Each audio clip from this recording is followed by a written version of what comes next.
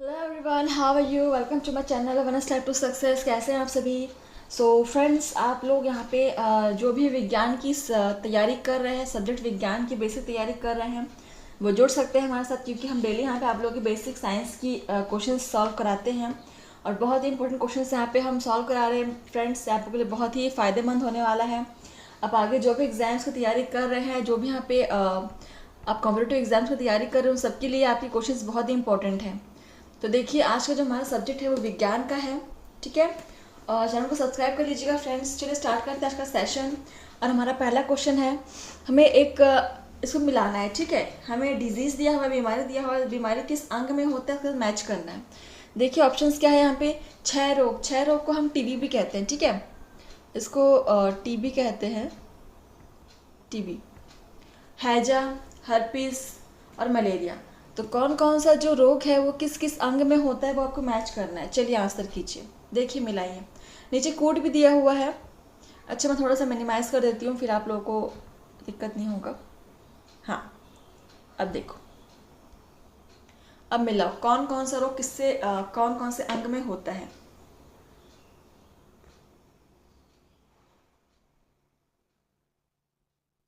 देखो, बहुत ही अच्छा क्वेश्चन है। ठीक है, और ऐसे बीमारी वाले, एक डिजीज़ वाले क्वेश्चन एग्जाम में बहुत बनते हैं साइंस में। तो देखिए, मैच करते हैं, इसका आंसर देखते हैं। आप लोगों ने मैच कर लिया? बहुत ही इजी है। चलिए देखते हैं। क्षय रोग देखिए किसमें होता है। टीवी। टीवी जो होता है हमारे फेफड़ों से रिलेटेड होता है। ठीक है, सो यहाँ पे देखो, क्षय रोग को हम फेफड़ों से मैच कर सकते हैं। ठीक है, तो अब हैजा, हैजा कहाँ होता है? हैजा हमारे आँख से रिलेटेड होता है। ठीक है, ऑप्शन 4। और हर्पिस, हर्पिस जो होता है वो त्वचा। ठीक है, ऑप्शन फर्स्ट। और मलेरिया हमारी तिल्ली। तो इस प्रकार से देखिए कौन सा ऑप्शन हमें मैच कर रहा है। देखिए, पहला का दूसरा, हाँ, और दूसरा का चौथा, ऑप्शन सी इज करेक्ट। ठीक है, देख लिया आप लोगों ने। चलिए अगला क्वेश्चन बढ़ते हैं यहाँ पे। क्वेश्चन नंबर 61 देखिए, मलेरिया रोग किस परजीवी के संक्रमण से होता है। ऑप्शन है प्लाज्मोडियम, ट्रिपेनोसोमा, पास्चुरेला पेस्टिस या उपरोक्त सभी। तो मलेरिया रोग आप सभी ने सुना होगा, बहुत ही डेंजरस डिजीज होता है। ठीक है, इसमें अगर सही टाइम पे ट्रीटमेंट ना दिया जाए 1 हफ्ते के अंदर, तो इससे आपकी मौत भी हो सकती है। ठीक है, तो ये किस परजीवी के कारण होता है बताना है आपको। इम्पॉर्टेंट क्वेश्चन है। वैसे तो ये क्वेश्चन हर किसी को इसका आंसर पता होना चाहिए। जिसको नहीं पता है वो आंसर को नोट कर सकते हैं। चलिए देखिए इसका आंसर क्या हो जाएगा। प्लाज्मोडियम। ठीक है, option first is correct. Plasmodium मच्छर के काटने से होता है। चलिए देखते हैं 62 देखिए यहाँ पे मलेरिया रोग के परजीवी का वाहक है। सो ऑप्शन है मादा एनोफिलिस, सीसी मक्खी, बालू मक्खी, इनमें से कोई नहीं। तो कौन सा इसमें से परजीवी है जो मलेरिया रोग का वाहक है, यानी मलेरिया रोग के जो परजीवी है या उसके प्लाज्मोडियम को कौन यहाँ से वहाँ ट्रांसफ़र करता है।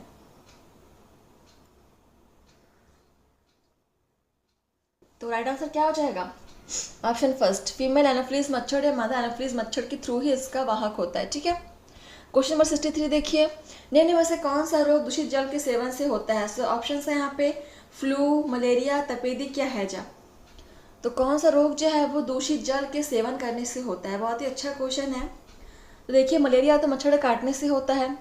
ठीक है, टीबी आपके दूषित जल से नहीं होता, इसको भी काट दो। अब बताओ, फ्लू और हैजा दोनों में से कौन सा यहाँ पे दूषित जल के सेवन करने से होगा। हैजा हो जाता है। ठीक है, option D is correct.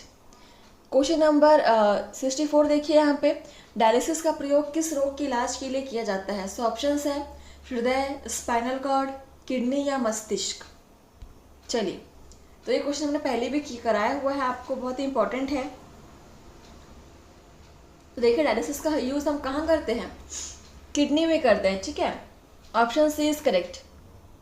Question number 65 देखिए यहाँ पे, बच्चों में बीसीजी का टीका किस रोग के प्रतिरक्षण हेतु लगाया जाता है। टीके से आप सभी अवगत हैं। छोटे बच्चों को हर एक कुछ कुछ महीनों में, कुछ कुछ साल में उनको टीका लगाया जाता है। तो जो BCG का टीका है वो किस रोग के से रक्षण के लिए हम लगाते हैं? तो ऑप्शन है खसरा, टीबी, चेचक या पोलियो। चलिए आंसर कीजिए। BCG बहुत इंपॉर्टेंट टीका है, आप इसको नोट कर सकते हैं। देखिए 65 right answer is option B. TB के लिए हम BCG का टीका लगाते हैं, ठीक है। Option B is correct. Question number 66 देखिए यहाँ पे।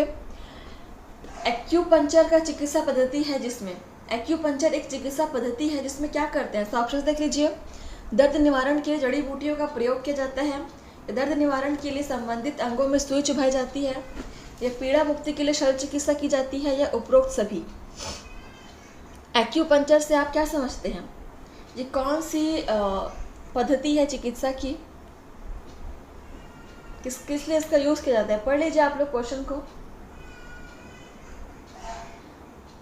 देखिए इन सभी का ही यूज हम करते हैं, ठीक है। एक्यूपंक्चर में इसमें हम जड़ी बूटियों का भी यूज करते हैं, प्लस जिस अंग में हमें दर्द है उस अंग में सुई चुभाई जाती है, और एक प्रकार का पीड़ा मुक्ति के लिए शल्य चिकित्सा है, ठीक है। Option D is correct. चलिए अगला क्वेश्चन नंबर 67 देखिए यहाँ पे। पौधों में ग्लाइकोलाइसिस क्रिया संपन्न होने के बाद कितने ATP का शुद्ध लाभ होता है? तो ग्लाइकोलाइसिस आप लोगों ने सुना होगा, बहुत ही इंपॉर्टेंट टॉपिक है ये, ठीक है। ग्लाइकोलाइसिस हो गया, क्रेब्स साइकिल हो गया, इलेक्ट्रॉन ट्रांसपोर्ट मैकेनिज्म हो गया, ठीक है। इन सब को आप अच्छे से पढ़िएगा, और किसमें कितने ATP रिलीज होते हैं, बनते हैं, तो भी आपको हमेशा याद होनी चाहिए। देखिए इसका आंसर क्या हो जाएगा? 8। तो ग्लाइकोलाइसिस से हमें शुद्ध जो ATP का लाभ होता है वो 8 ATP का लाभ होता है, ठीक है। Option C is correct. Question number 68 देखिए। हीमोग्लोबिन का मुख्य कार्य है, सो देखिए ऑप्शन क्या है?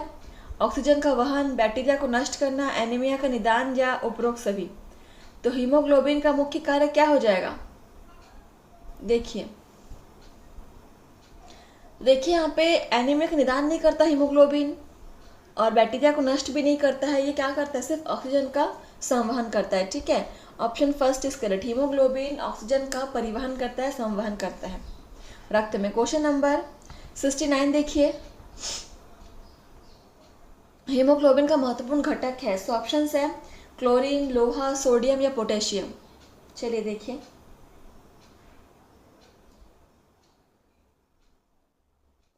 बहुत ही अच्छा क्वेश्चन है, बहुत ही इंपॉर्टेंट है।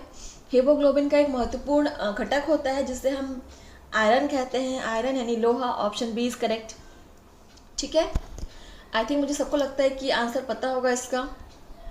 क्वेश्चन नंबर 70 देख लीजिए यहाँ पे। मानव मस्तिष्क का सबसे बड़ा भाग है, ऑप्शन है सेरेबेलम, मेडुला ऑब्लांगेटा, सेरेबम नहीं है, सेरेब्रम है, ठीक है। ये सेरेब्रम होगा, और उपरोक्त में से कोई नहीं। चलिए आंसर कीजिए। सेरेबेलम, सेरेब्रम, मेडुला ऑब्लांगेटा, इनमें से कोई नहीं। कौन है जो मस्तिष्क का सबसे बड़ा भाग है? देखिए ये भी इम्पोर्टेंट है, क्वेश्चन एग्जाम में बन चुका है ये। देखिए तो मस्तिष्क का सबसे बड़ा भाग जो होता है वो सेरेब्रम होता है, ठीक है। Option C is correct. चलिए अगला क्वेश्चन नंबर 71 देख लीजिए। किडनी का मुख्य कार्य है, सो ऑप्शन है यहाँ पे शरीर से अपशिष्ट पदार्थों का उत्सर्जन, शरीर के तापमान का नियंत्रण, रक्तदाब का नियंत्रण, पाचन क्रिया में सहयोग। तो किडनी का मुख्य कार्य क्या है? देखिए यहाँ पे 71। तो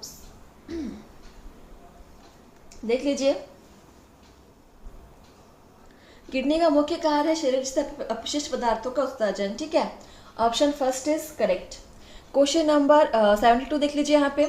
हड्डियों एवं दांतों के निर्माण में मुख्य घटक है, ऑप्शन है कैल्शियम, फास्फोरस, आयरन व बी दोनों। तो कौन से घटक है जो दांतों के निर्माण में मुख्य भूमिका निभाते हैं? दांतों के निर्माण में, ठीक है। हमारे दांत किससे बने होते हैं?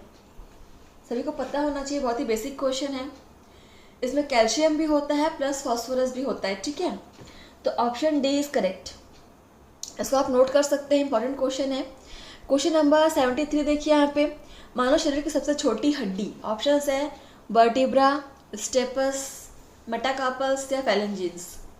यही बहुत इंपॉर्टेंट क्वेश्चन है, बहुत ही बार एग्जाम में पूछा गया है, ठीक है। और आई थिंक सबको पता होगा इसका आंसर, बहुत उतना कोई मुश्किल क्वेश्चन है क्योंकि एग्जाम में हर बार पूछा गया है तो जनरली सबको पता ही होता है। तो 73 का क्या हो जाएगा, शरीर की सबसे छोटी हड्डी क्या हो जाएगी, स्टेपिस, ठीक है। Option B is correct. और ये स्टेपिस कहाँ प्रेजेंट होती है, कान में प्रेजेंट होती है, ठीक है। हमारे शरीर की सबसे छोटी हड्डी कहाँ प्रेजेंट होती है अगर पूछेगा तो वो कान में होती है। और कौन सी हड्डी होती है, स्टेपिस होती है। चलिए अगला क्वेश्चन नंबर 74 देखिए। निम्न में से कौन सा विटामिन सूर्य की रोशनी में बनता है। ऑप्शंस है vitamin B, vitamin C, vitamin D या विटामिन के। चलिए बहुत ही अच्छा क्वेश्चन है। तो फ्रेंड्स आप लोग क्लास के लास्ट में मुझे कमेंट करके बताएंगे कि आप लोगों ने कितने आंसर आपके सही हुए हैं, ठीक है। और आपको किसी भी क्वेश्चन में अगर आपको प्रॉब्लम है तो आप मुझसे डिस्कस कर सकते हैं। देखिए यहाँ पे हमें सूर्य की रोशनी से कौन सा विटामिन है जो हमारे बॉडी में बनता है, वो हो जाएगा विटामिन डी। सभी को पता होना चाहिए, इसका आंसर बहुत ईजी था, ठीक है। और विटामिन सी हमें कहाँ से प्राप्त होता है, सिट्रस फ्रूट से, ठीक है। जो खट्टे फल होते हैं उससे हमें विटामिन सी प्राप्त होता है। चलिए अगला देखिए क्वेश्चन नंबर 75 और आज का हमारा लास्ट क्वेश्चन है। निम्न में से किस विटामिन का संचय यकृत में होता है, यकृत यानी लीवर, ठीक है। तो किस विटामिन को हम यकृत में यानी लीवर में स्टोर करते हैं। ऑप्शंस हैं vitamin A, vitamin B, vitamin C या विटामिन डी। चलिए बहुत ही अच्छा क्वेश्चन है, इंपॉर्टेंट है, आप इसको भी नोट कर सकते हैं। फ्रेंड्स जितना हो सके आप इस चैनल को शेयर कीजिए, क्लास को शेयर कीजिए। जो भी आपके फ्रेंड्स हैं जो भी यहाँ पे तैयारी कर रहे हैं गवर्नमेंट एग्जाम की, आप खुद भी पढ़िए, दूसरों को भी आप हेल्प कीजिए पढ़ने में। देखिए 75 का राइट आंसर क्या हो जाएगा, विटामिन ए। तो विटामिन ए जो होता है हमारे बॉडी में यकृत यानी लीवर में स्टोर होता है, ठीक है। और विटामिन ए से हमारी बॉडी में क्या फ़ायदा होता है वो भी आप कमेंट करके बताएंगे, ठीक है। चलिए इस प्रकार से क्वेश्चन यहीं पर समाप्त होता है। फ्रेंड्स बने रहिए हमारे साथ, ऐसे डेली प्रैक्टिस करते रहिए, ठीक है। हम डेली यहाँ पे आप लोगों के लिए वेरियस सब्जेक्ट्स पर क्वेश्चन सीरीज लेकर आते हैं, तो आप लोग बिल्कुल पढ़िए, इससे आपको बहुत फ़ायदा होगा। तो चलिए फ्रेंड्स मिलते हैं आपसे नए सेशन में। धन्यवाद फ्रेंड्स, आज के लिए बस इतना ही। लाइक शेयर कमेंट कर दीजिएगा, धन्यवाद।